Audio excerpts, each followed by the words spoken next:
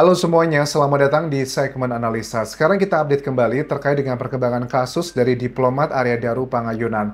Hari ini ada kunjungan ke Barreskrim Polri oleh tim kuasa hukum dari keluarga Arya Daru. Salah satu yang berbicara di sini adalah Nikolai Apriliando.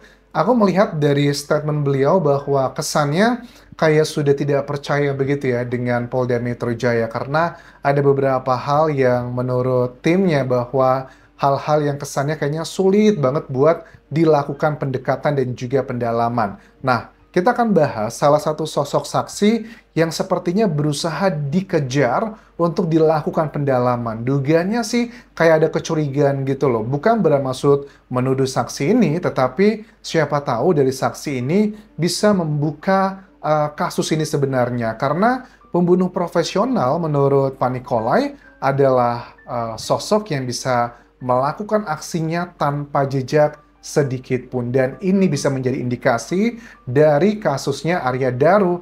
Kalau tidak ada jejak ditemukan dengan kasat mata yang sangat gampang, bukan berarti ini adalah keinginannya mendiang, tetapi karena memang si pelakunya sebegitu profesional, dugaannya mengarah ke sana. Kita coba simak dulu cuplikannya sebelum kita membaca ada berita acara pemeriksaan dari saksi Farah Dwi Kandini yang menurut banyak orang ini terlalu detail dan kayak kesannya ada kejanggalan.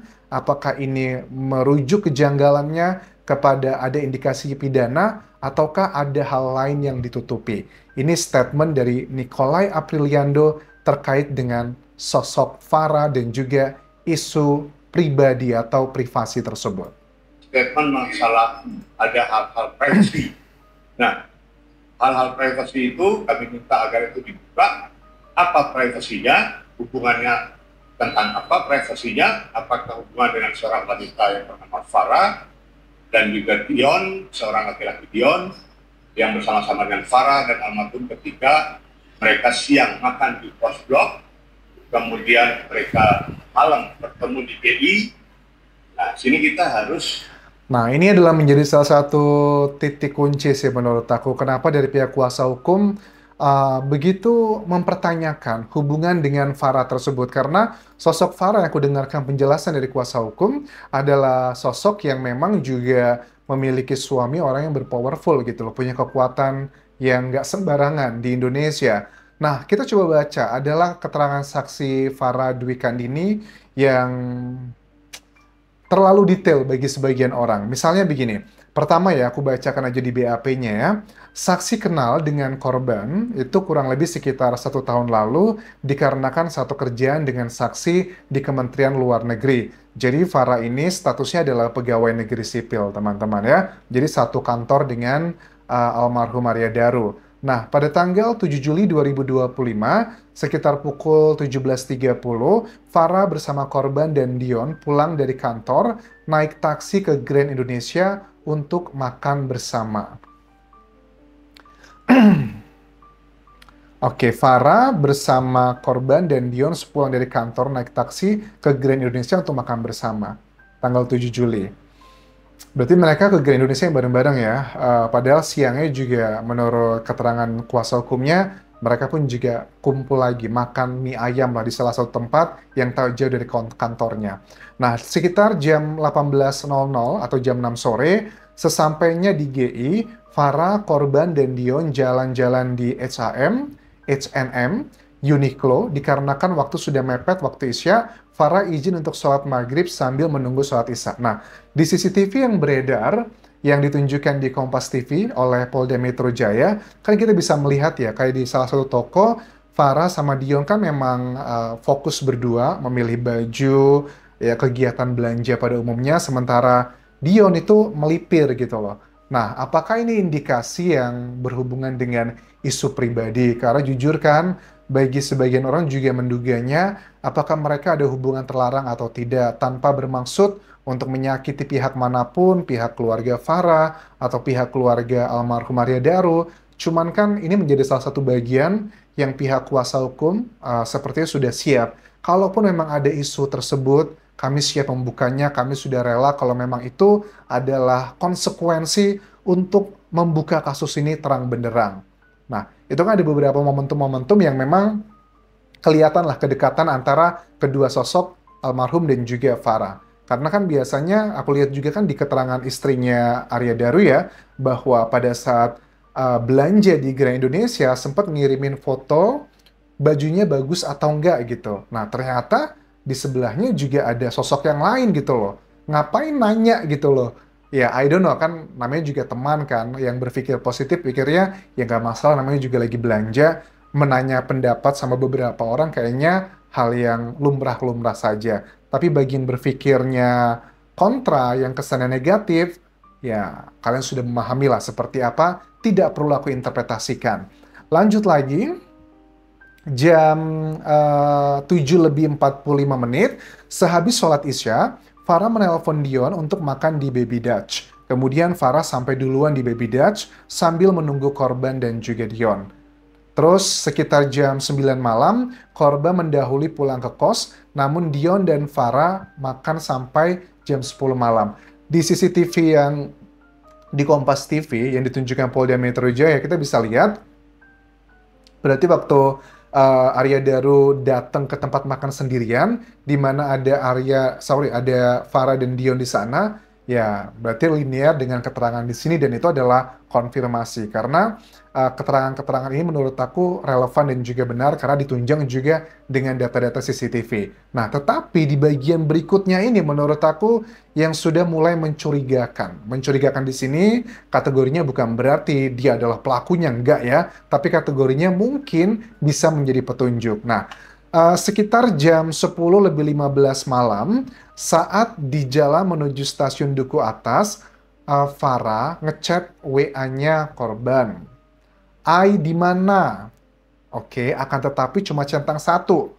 I. Nah, apakah ini berhubungan juga dengan kiriman pesan yang diterima oleh istrinya Daru? Ada kata-kata I juga. Kan kalau nggak salah kata-katanya I udah maemnya gitu kan ya. Terus dibales kan, ini ngirim ke siapa? Tapi udah nggak ada respon lagi. Nah, makanya penyidik kan menyimpulkan adanya kayak salah kirim gara-gara dicek juga mungkin juga dengan HP-nya Farah. AI tersebut. Tapi kita nggak tahu juga nih ya, apakah grupnya mereka, kita ada Dion juga kan di situ.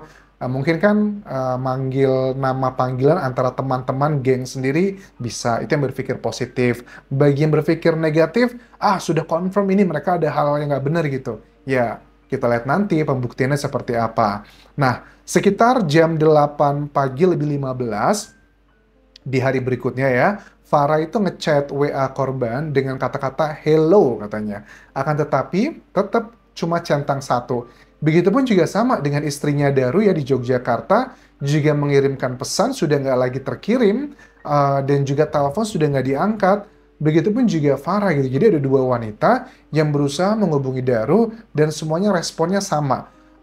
Linearnya adalah berarti memang betul HP-nya Daru nggak aktif. Tetapi kan kita tahu di CCTV yang terakhir ditunjukkan oleh Kompas TV, oleh Polda Metro Jaya, HP-nya Daru itu terbawa sampai dia datang ke kantornya di Kemlu di malam kejadian tersebut, tanggal 7 Juli 2025. Itu sampai malamnya itu ada di sana. Oke, tapi kan aneh gitu ya. Kalau pagi udah nggak ada centang dua lagi terbaca, oke lah make sense. Tapi kalau malamnya gitu loh, jam 22:15, jam 10-an malam, Farah ngechat Daru, tetap juga centang satu. Artinya HP-nya sudah bener-bener nggak diaktifkan sekitar jam 9-an malam pada saat dia salah ngirim pesan tersebut. Karena kan istrinya juga komplain, pada saat chat terakhir katanya dia lagi nunggu taksi di Grand Indonesia, habis itu udah nggak ada lagi respon, HP-nya udah nggak aktif. Oke, yang berikutnya, sekitar bulan Mei ya, menurut Farah, korban tuh ngomong ke dia katanya, bila ingin begitulah dari lantai 11 gedung utama, dikarenakan trigger ada karyawan BI, Bank Indonesia, yang melakukan hal seperti itu. Ini berita viral beberapa waktu yang lalu. Wah, ngomong ke Farah begitu ya, hal yang sebegitu sensitif. Orang-orang yang memiliki kecenderungan seperti itu, apalagi seorang pria, kayaknya kita gengsi nggak sih?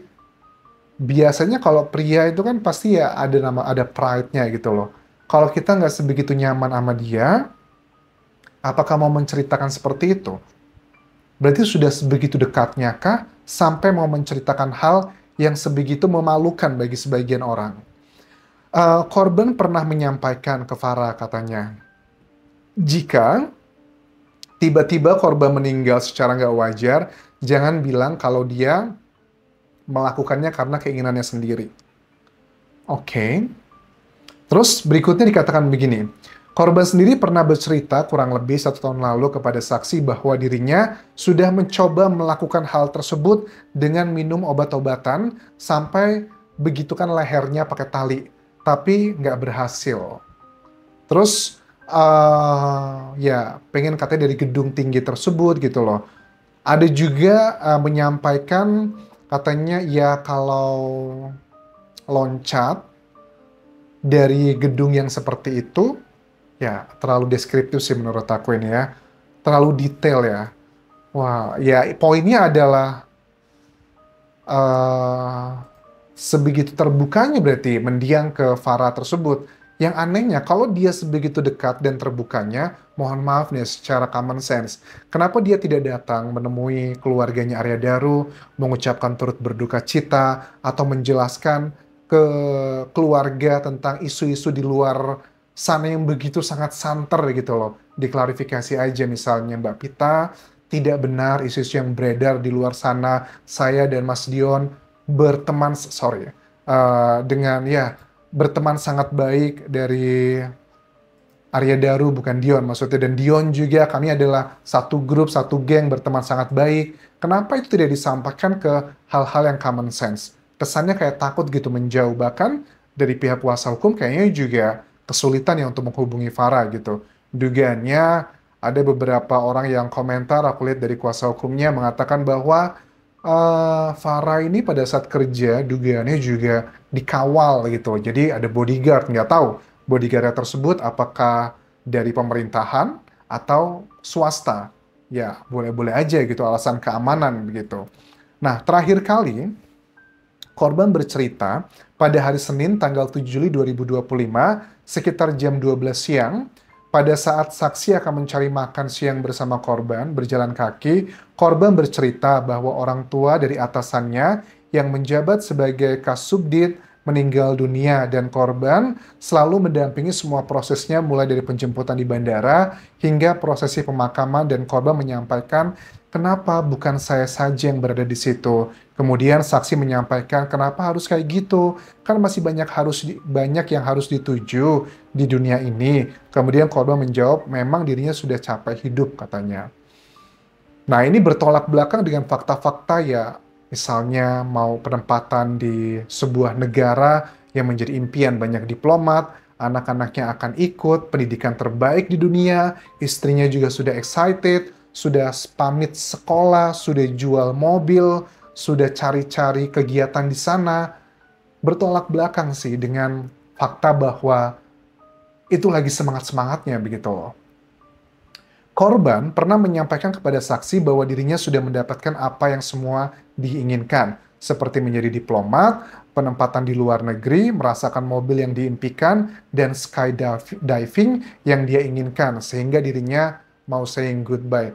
To be honest ya, dengan backgroundnya seorang Arya Daru, pendidikannya baik, dia juga Arya Daru kan menurut bapaknya ya, pernah sekolah juga di Kanada kan ya. Artinya punya pemikiran yang luas. Mohon maaf banget, bukan bermaksud merendahkan. Memang menjadi diplomat, kerja di luar negeri itu kayaknya keren gitu kan. Tapi jujur ya, pencapaian itu bukan pencapaian yang fantastis karena secara ekonomi aja. Please be realistis. Gaji seorang diplomat itu bukan gaji yang ratusan juta per bulan.